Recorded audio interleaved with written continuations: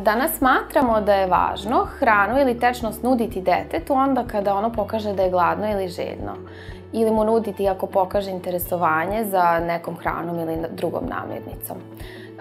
Važno je da roditelj može da prepozna tu potrebu ili interesovanje deteta i da na taj signal reaguje tako što nudi. Na taj način dete može da veže uzimanje hrane za svoj osjećaj gladi, odnosno da uči da hranu ili tečnost povezuje sa svojom potrebom i na taj način da stiče sigurnost da ukoliko pošalje jasan signal da će dobiti adekvatan odgovor od roditelja. Nemaju sve dece podjednako interesovanje za hranu. Znači one koje malo nemaju, mi se trudimo u stvari da sve one neke faktore koji remete na neki način otklonimo.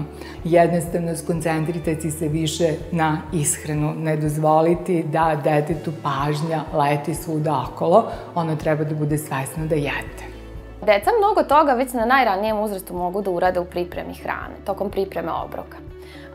Slobodno im dajte da umute jaja, da umese testo, da izmere jabuke pre nego što ih vi oljuštite, da sortiraju voće i povrće po bojama dok vi, na primjer, pripremate sendvič za večeru. Na taj način sama priprema obroka i čekanje na obrok postaje jedna zabavna aktivnost za dete, tokom koje dete mnogo toga istražuje i uči.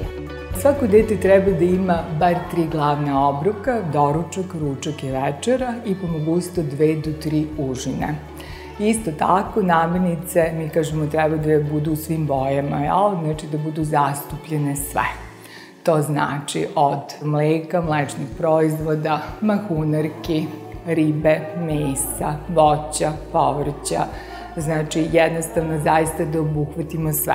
Postoji mali trik, ako dete nešto neće da jede, a vi se onda potrudite da pomešate sa majčinim mlekom, znači da ima ukus nečega dobro poznatog, nečega što voli.